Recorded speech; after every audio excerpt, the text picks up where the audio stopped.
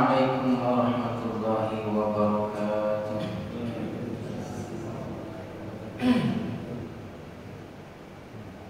Alhamdulillah, alhamdulillahil aliyyil kabiril aliyyil khabir, jalla 'anil syabihi wal kufi wal mathil wal niddi wan nadhir. Asyhadu an la ilaha illallah wahdahu la syarika lah, wa asyhadu anna Muhammadan 'abduhu wa rasuluhu al-basyirun nadhirul hasyir, ba'athahu Allah bil haqqi rahmatan lil alamin qabla qiyami yawma tublas sarair. Wa laqad qala 'azza min qa'il fi muhkamit tanzil, a'udzu billahi as-sami'il 'alim minasy syaithanir rajim. Man 'amila salihan min dzakarin aw untha wa huwa mu'min falanuhyiyannahu hayatan thayyibah wa lanajziyannahum ajrahum bi ahsani ma kanu ya'malun. Wa qala Rasulullah sallallahu alaihi wasallam, la far'a wa la 'atirata amma ba'd. Ikhwatal a'izza, jamaah Masjid Al-Husna yang semoga selalu berada di dalam lindungan Allah Subhanahu wa taala. Bersyukur kita kehadirat Allah masih kembali dipertemukannya di dalam sebuah tempat dan di waktu yang mulia, tidak lain untuk meningkatkan dan menjaga kualitas iman serta amal kita. Kemudian salawat dan salam tentu juga selalu kita mohonkan kepada Allah untuk selalu dicurahkannya kepada baginda Nabi besar Muhammad sallallahu alaihi wasallam. Kajian kita kali hari ini atau pagi ini sementara tidak melanjutkan kitab At-Tadhkirah sesuai dengan permintaan dari pengurus. Kita akan membahas tentang berkaitannya bulan-bulan mulia menjelang Ramadan, yaitu keutamaan bulan Rajab, Sya'ban dan Ramadan. Keutamaan bahasa Arabnya adalah al-fadlu wa tafdilul ayyam ba'diha ala ba'd, dilebihkannya hari-hari tertentu di atas sebagian hari-hari dan waktu-waktu yang lain merupakan hak daripada Allah Subhanahu wa taala, di mana Allah juga telah menerangkan dalam kitabnya, wa rabbuka yakhluqu ma yasha'u wa yakhtar. Allah menciptakan segala sesuatu termasuk di dalamnya waktu dan tempat, lalu Dia memilih sesuai kehendaknya. Dikatakan oleh para ulama, wal ikhtiyar huwa al-ijtiba wal istifa, ad-dallu ala rububiyyatihi wa wahdaniyatihi wa kamali hikmatihi wa ilmihi wa qudratihi. Dan ikhtiyar atau pemilihan sebagian hari dan tempat untuk dimuliakan di atas sebagian yang lainnya menunjukkan kerububiyahannya Allah, hak prerogatifnya Allah, keesaannya serta kesempurnaan, kebijaksanaan serta ilmu dan kemampuannya. Nah, di antara ayat yang berbicara tentang kelebihan sebagian waktu adalah surah Taubah ayat 36. Inna iddatash syuhuri 'indallahi 12 syahran fi kitabillah yawma khalaqas samawati wal arda minha arba'atun hurum dzalika ad-dinul qayyim fala tadlimu fihinna anfusakum. Sesungguhnya jumlah atau bilangan bulan di sisi Allah itu ada 12. Tercantum di dalam kitab Allah hari di mana Ia ciptakan langit dan bumi, dan 4 bulanlah yang dipilih menjadi bulan yang disucikan atau dimuliakan. Maka jangan kalian menzalimi diri kalian sendiri di bulan-bulan tersebut dengan maksiat. Di ayat tersebut tidak disebutkan bulannya apa saja, namun di dalam sabda Rasulullah yang diriwayatkan oleh Al-Imam dua nomor 4662, 4294 serta ada di dalam Sahih Muslim dengan nomor 1679 dari sahabat yang mulia Abu Bakar.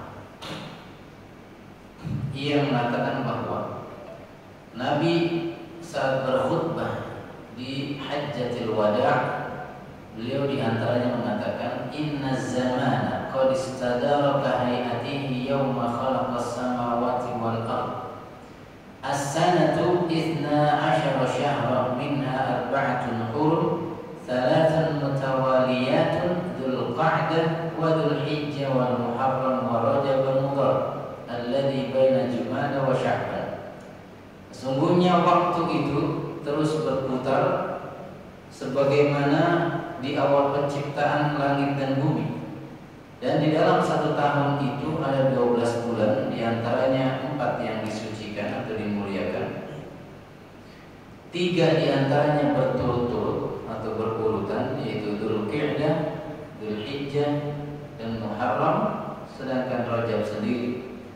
Rajab disebut Rajab Mudhar antara Jumadil Awal dan Sya'ban, antara Jumadi dan Syawal, Sya'ban maaf. Kita terangkan sedikit kenapa disebut Rajab itu dengan Rajab Mudhar. Dikatakan oleh para ulama, wa nusiba ila qabilati Mudhar li'annaha kanat tuhafidhu ala tahrimihi ashadda min muhafadzati sa'iril Arab. Kenapa bulan Rajab itu dibubuhi namanya dengan Rajab Mudhar? Karena Mudhar merupakan sebuah kabilah di bangsa Arab yang memuliakan bulan Rajab melebihi pemuliaan kabilah-kabilah yang lain. Walam yakun yastahilluhu ahadun minal Arab. Jadi mereka itu memuliakan bulan Rajab, kabilah Mudhar, lebih daripada kabilah-kabilah yang lain. Di antaranya adalah dengan tidak melakukan peperangan di bulan Rajab. Sekarang kita bahas kenapa Rajab disebut bulan Rajab. Ibnu Faris di dalam Mu'jam Maqayisil Lughah halaman 445 mengatakan Rajab adalah ar-ra wal jim wal ba aslun yadullu ala da'mi syai'in bi syai'in wa taqwiyatihi wa min hadzal bab rajabtu syai'a ay 'azzamtuhu. Rajab maknanya secara bahasa adalah menopang, menyupport, mendukung, menguatkan, memuliakan sesuatu dengan sesuatu. Maka kalau kita berkata rajabtu syai'a artinya 'azzamtuhu. Kalau saya katakan rajabtu syai'a artinya 'azzamtuhu, artinya saya telah memuliakannya. Artinya Rajab artinya adalah kemuliaan atau mulia. Dan orang-orang jahiliyah dulu menyebut atau memberi julukan bulan Rajab itu dengan Munassil Asinnah atau Munsilul Asinnah, mim nun sad lam. Sebagaimana diriwayatkan dari Mahdi Ibnu Maimun, dia berkata, aku mendengar Raja Al-Attaridi berkata, kunna na'budul hajara fa idza wajadna hajaran huwa akhyaru minhu alqaina wa akhadna al-akhar fa idza lam najid hajaran jama'na jathwatan qumin min turab yani thumma ji'na bisyati fa halabnahu alayhi thumma tufna bihi fa idza dakhala syahru rajab qulna munassilul asinnah fala nad'u rumhan fihi hadidatan wala sahman fihi hadidatan illa naza'na wa alqainahu fi syahri rajab. Diriwayatkan oleh Bukhari 4376. Abu Raja Al-Attaridi mengatakan, dulu di zaman jahiliyah kami biasa menyembah bebatuan. Namun kalau kami dapati batu yang lebih bagus penampilannya, batu lama kami lempar, kami buang. Terus saja begitu. Kalau dapat batu yang lebih bagus lagi kami sembah, yang lama kita buang. Lalu sampai habis tuh batu nggak nemu lagi, kami kumpulin segumpal tanah, lalu kami bawa seekor kambing, kami peras susunya di atas tanah tersebut. Lalu kami tawaf mengelilingi gumpalan tanah tadi. Emang agak konyol nih ya. Ngapain tanah dikasih susu? Biar seger gitu maksudnya. Sekalian aja dikasih soda gembira. Setelah itu, kalau sudah masuk bulan Rajab, kami akan berkata munassilul asinnah. Apa itu munassil? Nanti kita jelaskan. Kami di bulan Rajab itu tidak akan membiarkan satu tombak pun atau satu anak panah pun, melainkan kami lepas bagian ujungnya yang berupa besi, ya, kami copotin. Lalu kami buang di bulan Rajab. Sebagai apa? Bentuk dari berhenti daripada peperangan. Nah, ini diriwayatkan oleh Bukhari. Jadi sahih. Apa itu munassilul asinnah atau munsilul asinnah? Artinya mukhrijun nasla, mencabut besi di ujung panah atau di ujung tombak. Ya, wa huwal hadidul ladzi yakunu fil aslihah war rimah. Dia adalah besi yang berada di ujung senjata dan tombak-tombak. Kemudian Al-Imam Al-Baihaqi mengatakan, kana ahlul jahiliyati yu'adzimuna hadhil ashhurul hurumah wa khassatan syahra Rajab fa kanu la yuqatiluna fi. Orang-orang jahiliyah itu mengagungkan bulan-bulan haram, khususnya bulan Rajab, dan mereka tidak akan berperang di dalamnya. Penghormatan untuk ashhurul hurum. Kemudian maksud dari firman Allah di surat At-Taubah tadi ayat 36, "Fala tadlimu fihinna anfusakum ay la tuhillu muharramatihi allati amarakumullahu bita'zimiha wa nahakum 'an irtikabiha fan-nahyu yashmalu fi'lal qabih wa yashmalu i'tiqadah." Jadi jangan kalian halalkan di bulan Ashhurul Hurum itu sesuatu yang sudah diharamkan oleh Allah, dan kalian dilarang daripada melakukannya. Larangan ini mencakup semua perbuatan yang buruk dan negatif, juga termasuk keyakinan-keyakinan yang negatif. Kemudian hukum berperang di bulan-bulan yang suci tadi, Ashhurul Hurum.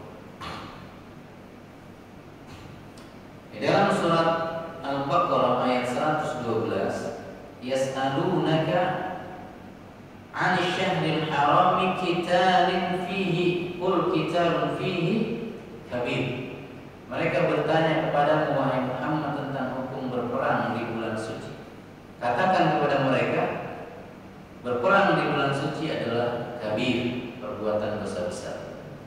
Namun jumhur ulama atau mayoritas ulama mengatakan ala anna al-qital fil ashhuril hurum mansukhun. Bahwasanya hukum larangan berperang di bulan suci itu terhapus dengan ayat At-Taubah ayat 5. Apabila sudah lepas bulan-bulan suci, maka perangilah kaum musyrikin, dan seterusnya. Wastadallu bi anna Rasulullah sallallahu alaihi wasallam qatala ahla Taif fi Dzulqa'dah wa huwa min al-ashhuril hurum. Dan di antara dalil yang mereka gunakan sebagai hujjah bahwa hukum berperang di bulan suci itu sudah terhapus adalah Nabi pernah berperang di bulan Dzulqa'dah memerangi orang-orang Taif. Namun pendapat kedua mengatakan la yajuzu ibtida'ul qital fil ashhuril hurum Wa amma istidamatuhu wa takmiluhu idza kana awwaluhu fi ghairiha fa innahu yajuz. Tidak boleh atau yang tidak boleh itu adalah memulai peperangan di bulan hurum tadi. Adapun melanjutkan yang sudah terjadi atau melanjutkan yang sudah terjadi dari sebelum bulan suci, maka hukumnya boleh. Dan kelompok kedua dari para ulama ini mengatakan perangnya Nabi dengan kaum Thaif itu bukan ibtidaan, bukan dimulai di bulan suci, tidak. Tetapi li'anna awwala qitalihim fi Hunain fi Syawal. Mereka atau Nabi dengan para sahabat memulai perangnya itu dari bulan Syawal, bukan mulai di bulan Rajab atau di bulan suci lainnya. Namun pembahasan tentang perang di bulan suci ini itu semua pembahasan perang ofensif, perang yang sifatnya menyerang, memulai. Adapun peperangan yang sifatnya defensif, pertahanan, kita diserang, maka itu tidak sama sekali berlaku. Kalau kita diperangi ya mau di bulan suci maupun di bulan yang lain, lawan begitu ya. Selanjutnya kita membahas al-atirah. Apa itu al-atirah? Orang jahiliyah di zaman dulu biasa menyembelih hewan peliharaannya berupa unta atau kambing atau sapi di bulan Rajab, dan mereka menamainya dengan al-atirah atau ar-rajabiyah atau at-tarjih. Tujuannya apa? Untuk memuliakan bulan Rajab. Namun sayangnya sembelihan itu diperuntukkan untuk para berhala, bukan untuk Allah. Ya maklum, jadi dia belum beriman.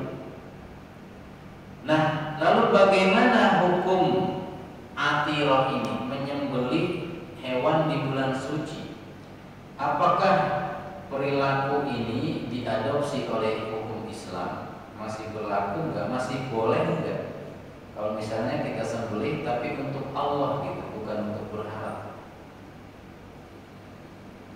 Maka mayoritas ulama mengatakan dari kalangan Hanafiyah, Malikiyah dan Hanabilah bahwasannya menyembelih di bulan-bulan suci, ya termasuk di bulan Rajab khususnya, itu terhapus hukumnya, tidak diakui oleh Islam. Dengan sabda Rasulullah dalam riwayat Bukhari 5473 dan Muslim 1976, di mana Nabi bersabda, la far'a wa la atirata. Tidak ada lagi yang namanya fari'ah atau far'un, dan tidak boleh lagi ada yang namanya atirah. Apa itu fari'ah atau far'un? Far'un itu artinya sembelihan atau menyembelih anak pertama dari unta atau mungkin kambing atau sapi. Jadi anak yang pertama itu biasa dilakukan oleh orang Arab jahiliyah untuk mengharapkan keberkahan agar berikutnya terus hamil itu unta, terus melahirkan. Dan itu disembelih untuk litawaqitihim, untuk berhala-berhala mereka juga. Sedangkan atirah adalah sembelihan yang disembelih di bulan Rajab. Atau definisi fari'ah atau farah itu selain anak pertama juga artinya adalah apabila seorang memiliki unta lebih dari 100, maka setiap tahun disembelih 1. Jadi Nabi sudah gugurkan hukumnya, la far'a wa la atira. Tetapi ulama-ulama di kalangan Syafi'iyah mengatakan itu tidak terhapus, masih berlaku. Dan ini adalah juga pendapatnya Al-Imam Muhammad Ibnu Sirin. Jadi tetap boleh dilakukan asal tentunya ditujukan sembelihan itu untuk Allah dan dibagikan kepada fakir miskin, begitu ya. Nah, ulama-ulama Syafi'iyah atau sebagian Syafi'iyah dan Imam Ibnu Sirin mengatakan bahwa sembelihan tersebut dikatakan la far'a wa la atirata, itu bukan dihapus hukumnya, bukan tidak diakui oleh Islam, tapi dihapus kewajibannya, dan dia tetap berada di bawah sunnah Idul Adha penyembelihan derajatnya. Jadi Idul Adha di atas, pahalanya di atas natirah, dan tetap tadi ya agar ditujukan kepada Allah. Jadi yang dihapus itu hukum kewajibannya, bukan penyembelihan di bulan suci. Ala kulli hal, kami lebih cenderung kepada pendapat mayoritas ulama bahwa jelas sabdanya itu sudah dihapus perintah atau kebiasaan menyembelih di bulan suci. Karena nanti juga akan terjadi iltibas, rancu, jadinya bulan Idul Adha akan kurang syiarnya kalau sudah orang menyembelih di bulan-bulan suci gitu ya. Sekarang hukum berpuasa di bulan Rajab. Tidak ada satu dalil sahih, ingat ya, yang sahih tentang keutamaan berpuasa di bulan Rajab secara khusus. Tetapi yang ada adalah kita tetap diperbolehkan berpuasa di bulan-bulan suci, Ashhurul Hurum yang 4 tadi, dan khususnya bulan Rajab, sebagaimana kita biasa lakukan di bulan luar Rajab, Senin, Kamis, Daud, kemudian Ayyamul Bir, itu tetap boleh dilakukan ya. Nah, kemudian bagaimana dengan berpuasa, atau kita lanjut dulu tentang hukum Rajab ya. Kemudian hal lain yang juga biasa dilakukan oleh sebagian orang, yaitu memperbanyak umrah di bulan Rajab. Ada sebuah riwayat di mana Al-Imam Mujahid pernah bersama Urwah ibnu Zubair mendatangi Masjid Nabawi, dan saat itu Abdullah ibnu Umar sedang duduk menghadap kamar ibunda Aisyah. Lalu Ibnu Umar ditanya, berapa kali Nabi umrah selama hidupnya? Lalu Abdullah ibnu Umar menjawab 4 kali, salah satunya di bulan Rajab. Lalu kata Mujahid dan Urwah ibnu Zubair, kami sungkan untuk membantah pendapat Ibnu Umar. Siapa yang tidak kenal Ibnu Umar? Anaknya Umar, dan terkenal dengan fanatismenya terhadap sunnah Nabi begitu kuat. Lalu tiba-tiba kami mendengar suara bersiwaknya ibunda Aisyah. Kencang banget berarti ya, siwak sampai kedengaran. Akhirnya Urwah bertanya kepada ibunda Aisyah, ya ummul mukminin, ala tasma'ina ma yaqulu Abu Abdurrahman? Qalat ma yaqul? Qala yaqul inna Rasulullah i'tamara 4 umrat ihdahunna fi Rajab. Abdullah ibnu Umar berkata bahwa Rasulullah berumrah 4 kali, salah satunya di bulan Rajab. Lalu ibunda Aisyah berkata, semoga Allah merahmati Umar, yang disebut dengan bapaknya Abdurrahman. Tidak pernah Nabi umrah sekalipun melainkan Umar ikut, Abdullah bin Umar ada hadir. Tetapi perlu diingat, Nabi tidak pernah mengkhususkan umrah di bulan Rajab. Nah, ini ada di riwayat Bukhari dan Muslim. Di dalam Muslim ditambahkan secara khusus, wa ibnu Umar yasma'u fama qala la wala na'am. Dan Abdullah ibnu Umar mendengar pernyataan ibunda Aisyah tersebut, bantahan tersebut, tetapi ibunda Aisyah, Abdullah ibnu Umar tidak mengatakan iya, tidak juga mengatakan tidak. Masya Allah, ada betul ikut kajian. Dari mana datangnya deh?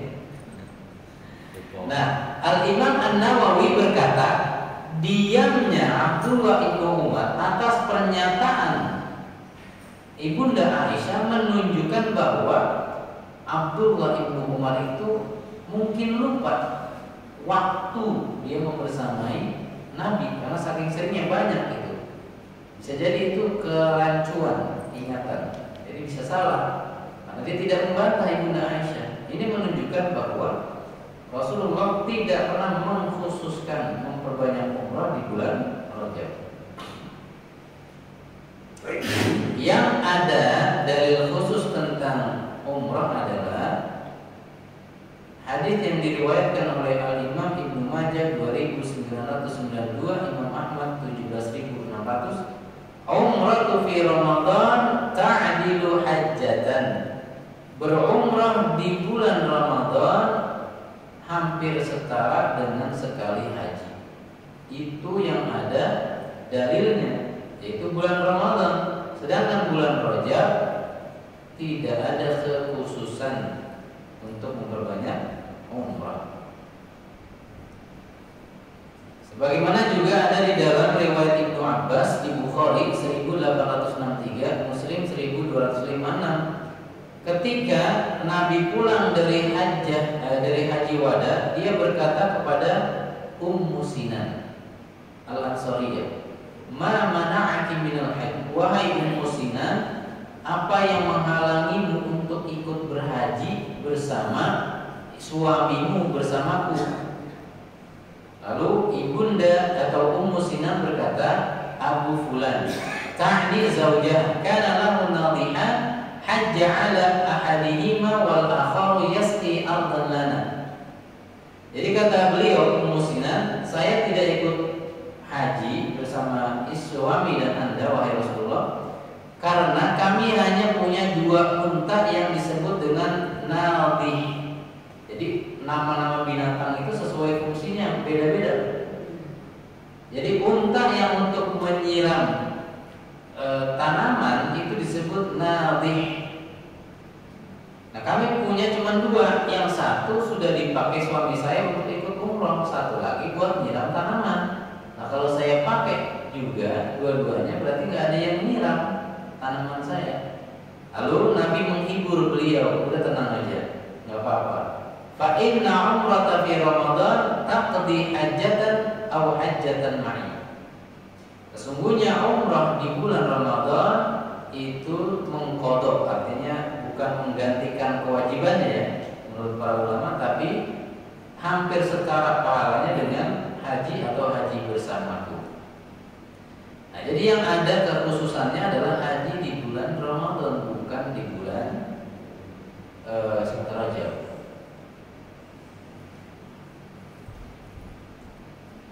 Sebagaimana juga dikatakan oleh Al-Imam Abu Syamah. Siapa itu Al-Imam Abu Syamah? Dia adalah Abdurrahman ibn Ismail ibn Ibrahim Uthman Al-Maqdisi, seorang ahli fikih dari kalangan Syafi'i, ahli hadis dan ahli sejarah yang terkenal dengan Abu Syamah.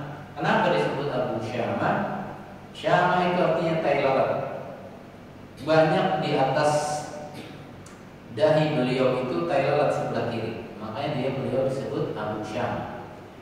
Nah, beliau di dalam kitabnya Al-Ba'is ala Inkaril Bid'ah wal Hawadis mengatakan bahwasannya mengkhususkan ibadah di waktu-waktu yang tidak dikhususkan oleh syariat Islam maka tidak boleh terjadi, nggak boleh ada.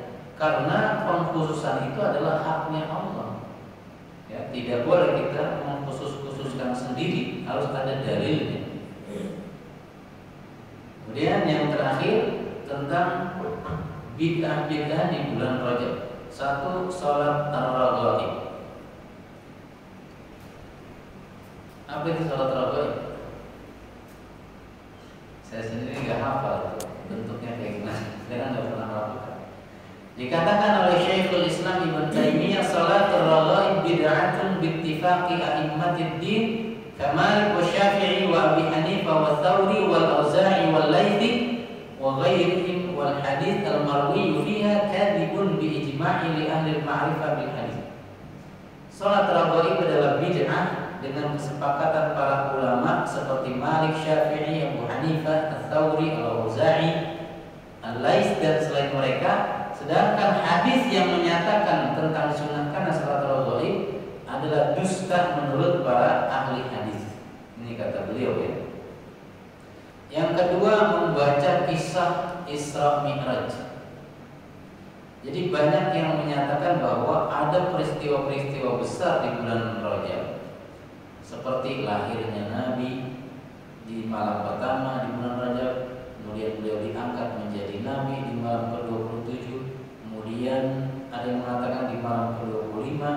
Itu semua enggak sahih. Kemudian juga bahwasanya Nabi di Isra Mi'rajkan di bulan Rajab itu juga tidak sahih.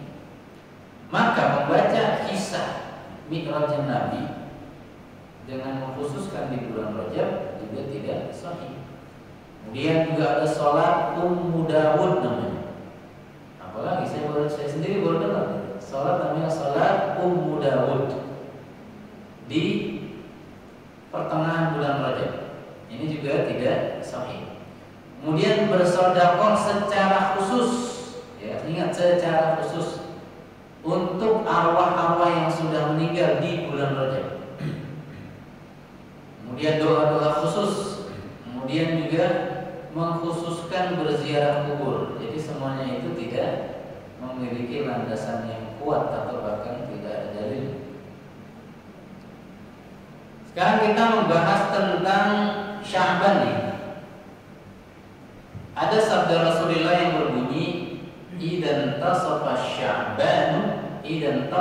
Sya'ban fala tasum." Kalau bulan Sya'ban sudah memasuki pertengahan kedua, 15 kedua, artinya 16 ke belakang atau ke depan, itu kalian sudah jangan puasa lagi. Bersumber dari Abu Hurairah, diriwayatkan oleh Abu Dawud, At-Tirmidzi dan Ibnu Majah. Nah, kalau sudah masuk ke 16 selanjutnya sampai 29 atau 30 itu nggak boleh puasa. Benarkah larangan ini? Hadis ini dinyatakan hasan, sahih oleh Syekh Albani.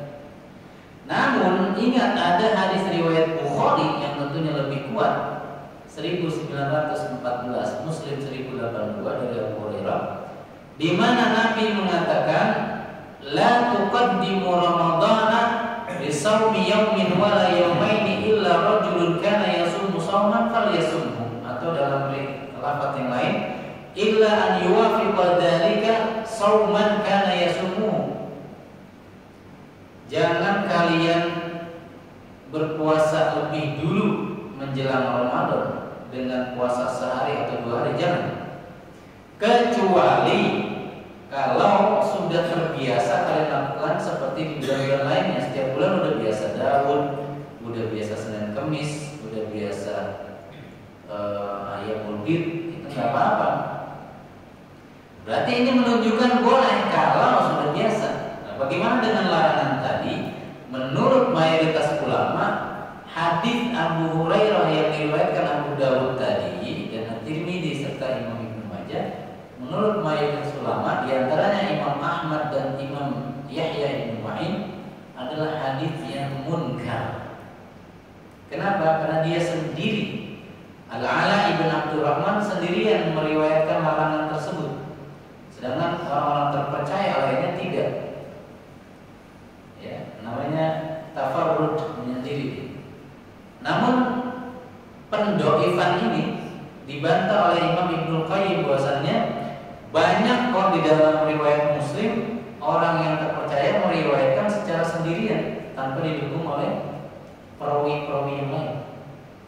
Jadi ini ada khilaf di kalangan ulama tentang kesahihan dari larangan tersebut. Sehingga akhirnya bagaimana mengkompromikan antara larangan dan kebolehan bagi yang sudah biasa berpuasa. Maka ya larangan tersebut menurut mazhab Syafi'iyah adalah untuk keharaman bagi orang yang baru memulai. Misalkan di tanggal 25, 27 saya mulai Sya'ban itu puasa. Itu nggak boleh kalau sebelum-sebelumnya dia nggak pernah puasa di bulan-bulan lain.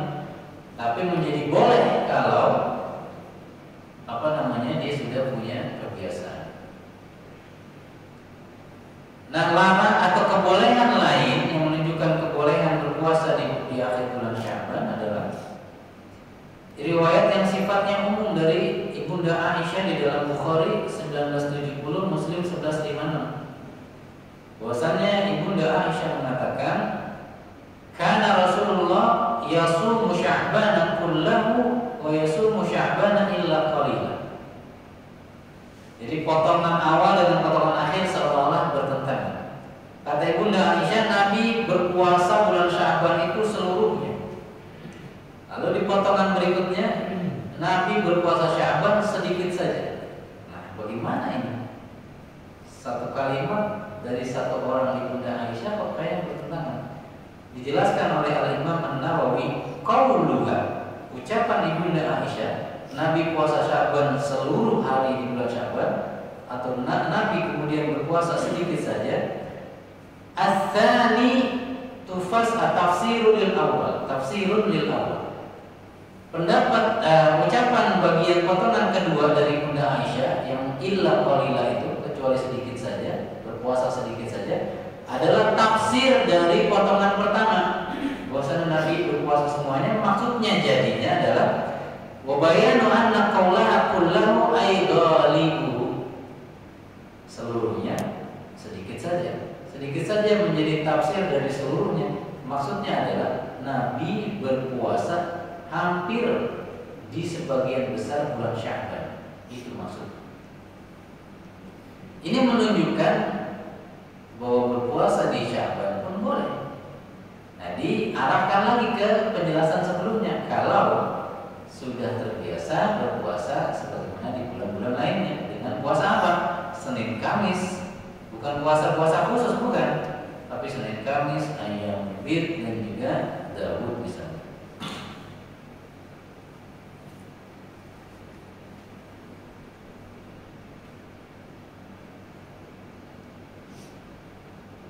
Kemudian ada khilaf juga terakhir ini ya. Nanti kita tanya jawab saja. Ada sebuah riwayat dari Imran ibn Husain di mana Nabi Muhammad SAW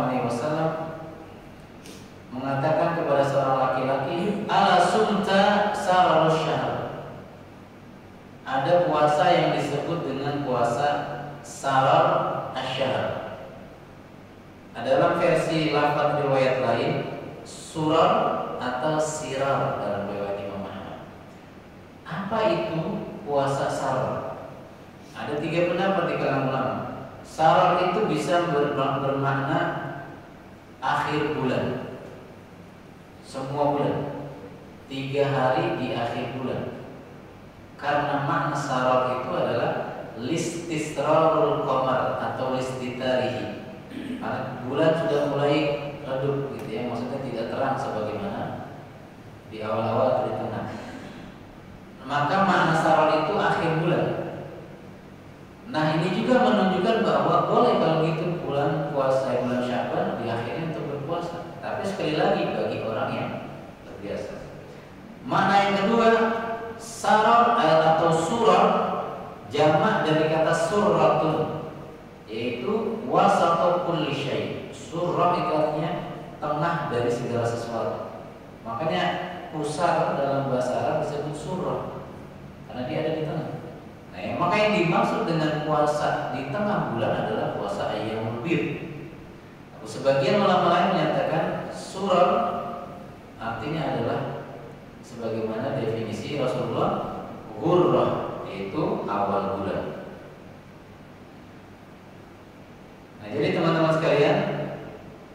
Ala kulli hal, oleh karena itu sebagian ulama ada yang mengatakan puasa ayyamul bid itu boleh di awal, di tengah atau di akhir, tidak mesti di 13, 14, 15 gitu ya. Itu saja yang dapat kita bahas sebagai pembuka untuk pertanyaan, maka dipersilakan jika ada yang bertanya.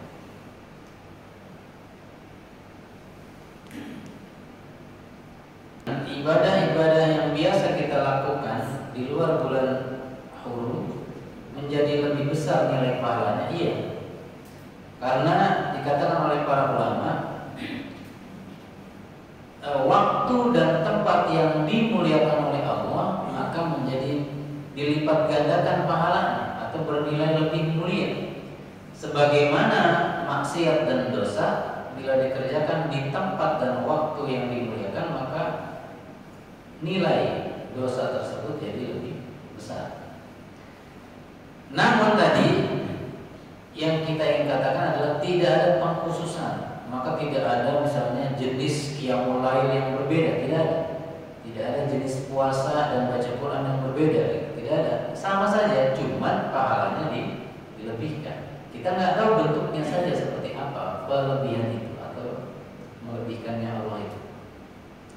Ada satu riwayat di dalam Al-Irwa Al-Ghalil karya Syekh Albani dengan nomor halaman 957, bahwasanya dari Kharsyah Ibnul Hur, ra'aitu Umar yadribu akuffal mutarajjibin hatta yad'uha fi ta'am. Kata Kharsyah Ibnu Al-Hur, saya melihat Umar Ibnul Khattab memukuli tangan-tangan, telapak tangan orang-orang yang mengkhususkan puasa di bulan Ramadan. Dipukul kemudian ditarik, ayo sini, suruh ambil kurma, suruh ambil makanan. Jangan mengkhususkan. Kulu fa innama huwa syahrun kanat tu'adzimul jahiliyah. Makanlah, sungguhnya cara pengkhususan itu adalah cara orang jahili yang mengistimewakan bulan Rajab. Jadi nggak usah dikhususkan dengan ibadah yang tidak diajarkan, maksudnya begitu. Ya, jadi yang dilarang itu mengkhususkan ibadah tertentunya. Adapun kita bersemangat berpuasa, lebih bersemangat sebagaimana sebelumnya di bulan-bulan lain, di bulan Hurum, maka ya tidak mengapa. Karena memang ada keutamaan. Begitu. Ada lagi? Ada lagi, Ustaz? Apakah dalam bulan suci ini yang dilarang atau diharamkan perang itu, selain perang fisik, apakah juga diharamkan perang ofensif secara hukum? Misalnya sengketa, seseorang mengajukan sengketa hukum terhadap misalnya mengenai tanah atau lain sebagainya, itu terjadi perang tapi secara hukum. Apakah itu juga termasuk yang diharamkan dalam bulan suci ini? Tentu tidak, karena kalimatnya jelas. Yas'alunaka tentang peperangan. Qul qitalun fihi kabir. Kalau disebut qital itu jelas khusus perang fisik.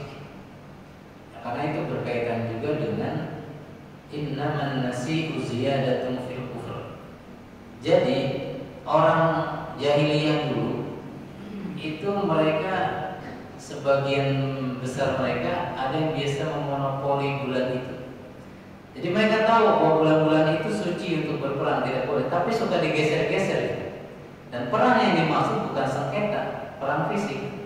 Jadi karena kelamaan di mereka, kelamaan nggak perang, gatal tangannya, maka muharramnya digeser sama mereka. Nah itu yang disebut dengan innaman nasi'u ziyadatun fil kufr. An-nasi itu artinya mereka menggeser-geser bulan. Ya. Nah, jadi perang yang dimaksud itu adalah perang fisik. Nah, ini larangan ini kaitannya perang yang biasa dilakukan oleh orang jahiliyah. Jadi tidak ada kaitannya dengan perang sengketa tanah, perang sengketa di lahan, tidak ada. Ada lagi?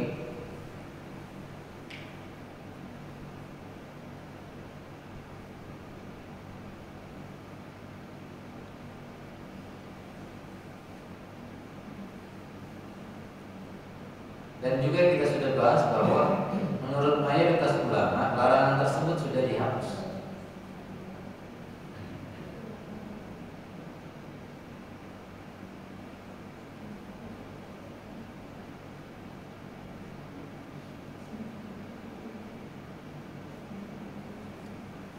Ada lagi ibu-ibu?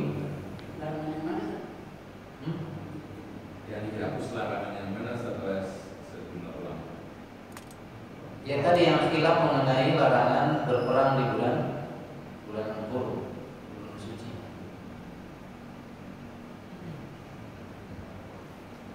Dengan dalil bahwasanya Nabi pernah memerangi penduduk Taif di bulan Dzulqa'dah. Namun dibantah oleh sebagian lainnya bahwa peperangan di daerah Taif itu sudah dimulai dari bulan Rajab, jadi bukan dimulai di bulan suci tadi. Itu ada khilaf di kalangan ulama. Ini seperti Palestina. Seperti Palestina berarti.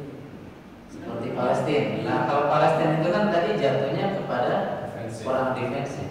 Kalau defensif itu nggak ada kaitan sama sekali dengan larangan. Udah dari dulu juga perangnya itu.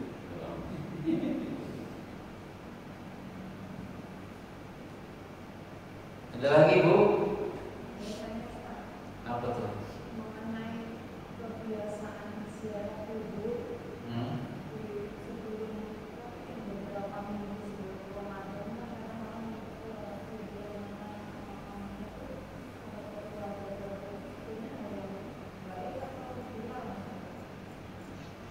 Ya tadi kembali ke pengkhususan berziarah kubur itu sunnah Nabi. Tapi kalau kemudian dikhususkan hanya di bulan-bulan suci itu menjadi perkara yang diada-adakan namanya. Dan yang lebih baik tentu adalah sunnah Nabi, yaitu apa? Ya berziarah itu kapan saja dan dengan kurun waktu yang mungkin menjadi kebiasaan yang cukup lama. Itu akan lebih baik ketimbang mencari-cari momen saja yang tidak dianjurkan. Nah, kita ini kan memang sukanya momen-momen seremonial. Sudah itu lupa semua. Begitu peristiwa atau momen ada, nangisnya luar biasa. Habis itu ya pesta lagi, apa lagi, lalai lagi. Gitu ya Bu ya. Jadi yang dipermasalahkan itu bukan ziarah kuburnya, bukan, tapi mengkhususkan waktu atau tempat itu adalah haknya Allah. Maka kita ikuti saja. Bila memang ada waktu yang dikhususkan untuk melakukan ibadah tertentu, lakukan. Kalau tidak ada, jangan diadakan.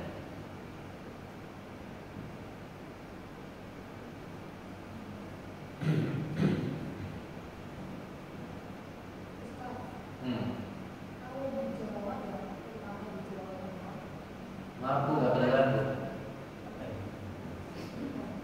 kalau berjawa malah cenderung kayak belajar di ritual itu membawa makanan gitu ya. Itu tapi kayak tidak penimbunan perlawanan dari para ulama ya. Jadi membawa makanan ke kuburan bersama-sama. Terus di situ ada apa namanya ya, tokoh agama gitu lah yang memang membacakan doa. Ya itu tadi, kalau sifatnya mengkhususkan maka itu tidak ada perintahnya dalam agama kita.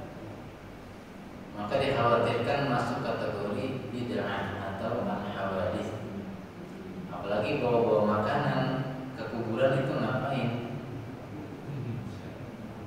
Yang ada sunnahnya adalah kita berdoa. Berdoanya di mana? Di mana saja, asal jangan di toilet. Kapan saja, khususnya di waktu-waktu yang dimuliakan seperti habis asar di hari Jumat, habis turunnya hujan, habis sholat fardu, habis sholat sunnah, antara azan dan iqomah. Kan tidak mesti ada kekhususan. Itu kan bisa kapan saja. Bahkan lebih banyak sebenarnya. Apalagi ini musim hujan nih, hujan mulu kan. Lah habis dia habis hujan doain aja orang tua kita, atau kita bersedekah di mana dan kapan saja atas nama orang tua kita, kan boleh gitu. Sampai pahalanya. Berdasarkan hadis yang menyatakan, wahai Rasulullah, inna ummi uftulitat law takallamat la tasaddaqat. meninggal dadakan. Seandainya dia sempat ngomong, dia pasti akan berwasiat, tolong sedekah atas namaku. Apakah aku boleh bersedekah atas nama beliau? Boleh. Jadi tidak mesti di kuburan ngumpulin orang, orangnya juga nggak tahu adat-adat kuburan diinjak-injak, pakaiannya agak sopan. Jadi kita ini yang ada ajarannya aja begitu banyak belum dikerjain, malah bikin yang baru-baru. Mahal lagi kadang biayanya kan. Lagian itu kan kesannya orang banyak tahu gitu. Kan lebih aman kalau kita tiba-tiba nih habis dapat gajian di tengah jalan kita melihat orang spontan, nggak ada yang kenal kita kasih sedekah atas nama orang tua kita, itu lebih aman daripada riya, daripada orang semua dikumpulin. Wah, tahu peduli banget ya sama bapaknya yang meninggal. Nah, itu udah ada bisik-bisik tetangga. Celah-celah untuk riya itu lebih ada. Gitu Bu ya. Jadi banyak sunnah yang kita nggak kerjakan, yang nggak ada malah dikerjain. Kan saya pernah sering cerita dia, lagi sholat jenazah, kantong saya dimasukin amplop coba. Kan jadi nggak khusyuk gitu. Saya bilang siapa yang ngajarin orang lagi sholat jenazah? Itu waktu saya nyolatin nenek saya ngalamin sendiri. Bilang siapa yang ngajarin sih begini dah. Kita lagi sholat gini-gini kan, mending geli juga kita kan. Kayaknya waktu kecilnya nggak pernah lihat ya. Hah? Kalau saya tahu di sini kayak gitu. Emang kayak gitu? Iya. Lah saya malah baru ngalamin karena saya mayoritas. Kalau Betawi maksudnya yang satu. Lah saya enggak, saya dari kecil nggak pernah lihat. Jadi pas habis sholat, sapu-sapu itu aku. Setelah saya pulang dari pesantren itu. Ya makanya pas kecil ya betul. Ya gitulah pokoknya ya. Kan juga mengganggu kekhusyuan orang sholat. Ada lagi? Pertanyaan pamungkas nih keluar.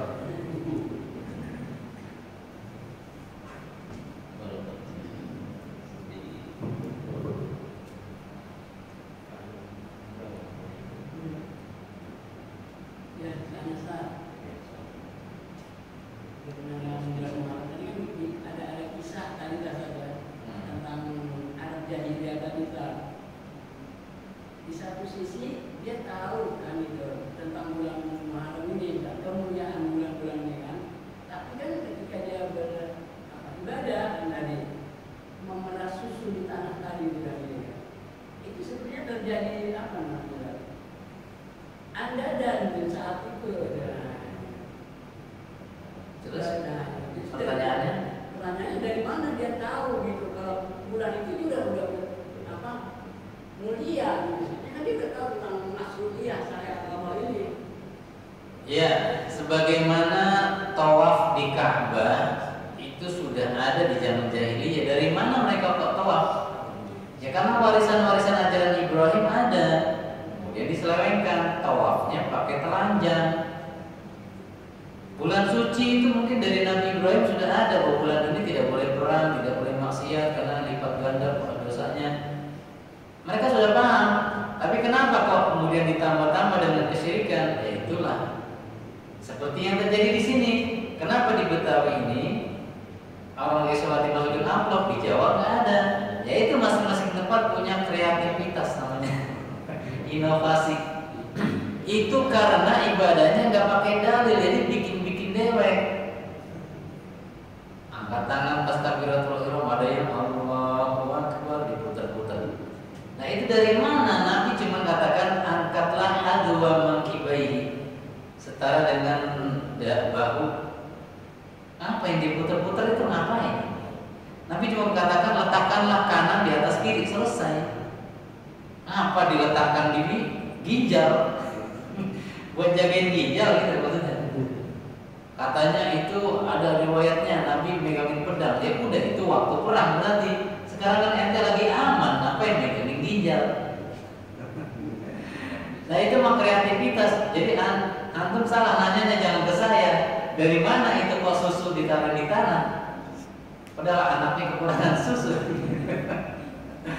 Gitu ya, jangan tanya ke saya. Dari mana mereka itu? Tanyain orangnya. Mereka yang bikin. Saya hanya menyampaikan, dan itulah kadang manusia yang ada ajaran yang kagak dikerjain, yang kagak ada dibikin-bikin, gitu ya. Ada lagi? Apa belum puas nih?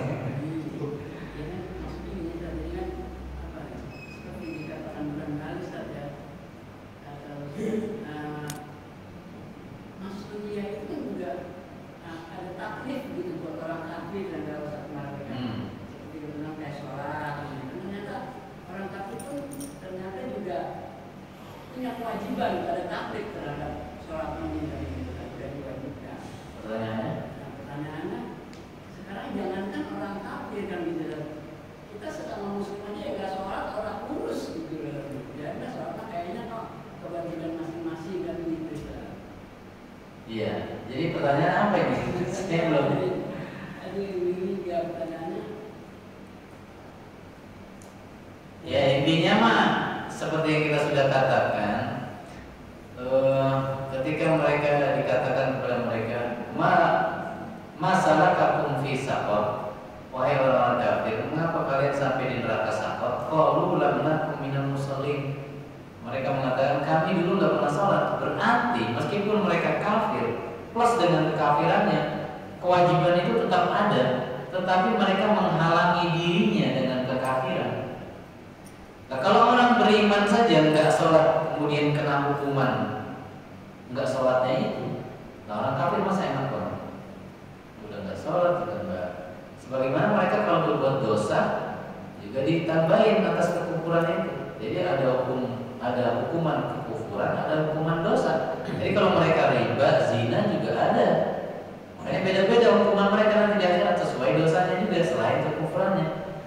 Pun demikian mereka kalau berbuat kebaikan dapat imbalan, tapi hanya di dunia berupa makan yang enak, hidup yang layak. Kalau mereka berbuat baik atas kebaikan, tapi di akhirat faja'alnahu haba'an mansura, tidak ada imbalan pahala karena mereka kehilangan satu syarat, yaitu apa? Iman. Gak akan mereka masuk surga. Udah itu paten mentok. Ya, jadi nggak ada orang kafir masuk surga, nggak ada. Orang beriman aja harus lewatin sirat dulu, kemudian lewat sirat harus lewatin lagi namanya kantor, harus ada kisos, gitu ya. Sudah? Kalau sudah, kita tutup dengan doa kafaratul majlis. Subhanallahumma wa bihamdika, asyhadu an la ilaha illa anta, astaghfiruka wa atubu ilaik. Assalamualaikum